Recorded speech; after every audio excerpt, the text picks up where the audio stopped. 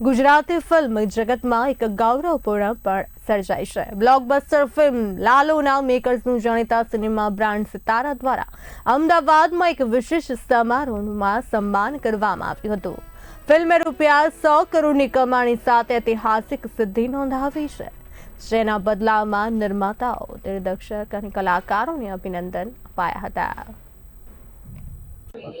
છેલ્લો આંકડો તો હજી નથી ખબર કે શું છે, હજી તો બહુ આગળ જશે ને 100 કરોડ થયા એક ખાલી એક કીધું ને એક આંકડો એક ખાલી બતાવવા માટે લોકોને કે ભાઈ 100 કરોડ થયા કે પણ કેટલા લોકોએ જોઈ બહુ ઇમ્પોર્ટન્ટ છે। ઘણા બધા લોકોએ આ ફિલ્મ જોઈ છે અને અમારું હજુ એવું છે કે 6 કરોડ ગુજરાતીઓમાંથી લગભગ 60-65 લાખ લોકોએ ફિલ્મ જોઈ છે, એટલે હજી ફિલ્મ આમ ઘણા બધા લોકોને બાકી છે। એવું છે કે હજી લોકો સુધી પહોંચે એની માટે સિતારા સિનેમા જેવું સિનેમા કે લોકો સુધી હજી સ્ક્રીન આવે તો લોકો સુધી પહોંચશે અને ગુજરાતી સિનેમા પહેલેથી જ અવ્વલ નંબર ઉપર છે।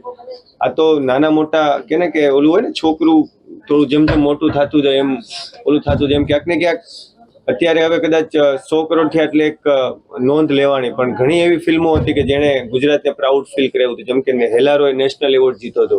પણ હવે એવું છે કે એવી ફિલ્મો વારા ઘડીએ વર્ષે 25-30-40 ફિલ્મો બનશે કે બનતી રહેશે હવે એમ કે એક બધાને પુશઅપ મળી ગયું કે ભાઈ ફિલ્મ બનાવી શકીએ એમ, એટલે ગુજરાતી સિનેમાનો સુવર્ણકાળ ચાલુ થઈ ગયો છે અને ભગવાન કૃષ્ણ એની હુંડી સ્વીકારવા આવ્યા ગુજરાતી सिनेमा।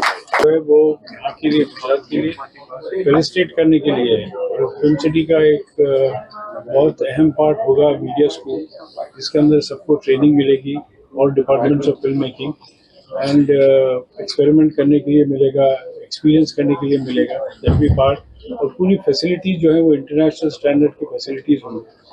और एक चीज़ और है इसके अंदर, जैसे कहा है कि ये जो फिल्म सिटी है मौका मिला यहाँ गवर्नमेंट से तो हम बनाएंगे, और उसके अंदर सबसे बड़ी चीज़ होगी कि it will be a green film city.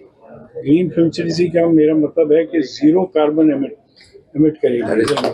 First time in India, I think. It is first time in the world, not in India. Anywhere in the world, it is not there. This will be the first time in the world that a film city like this will be made, which is totally carbon free and environment के लिए बहुत अच्छा होगा। और इसको जो global warming है वो वर्ल्ड ओवर प्रॉब्लम है आज के दिन, एंड ग्लोबल वार्मिंग इज ये प्रॉब्लम को सपोर्ट करते पूरा हॉलीवुड सपोर्ट कर रहा है। हॉलीवुड के बड़े बड़े एक्टर्स सपोर्ट कर रहे हैं, जैसे जूलिया रॉबर्ट्स हैं, रिचर्ड गेरे हैं, सब हैं। तो मेरा मानना है कि इस प्रोजेक्ट को न ओनली यहाँ पे इंडियंस या हम हिंदुस्तान में यूज़ करेंगे, बाहर से लोग आएंगे शूट करने के लिए, दो चीज़ों के लिए। तो फैसिलिटीज़ वो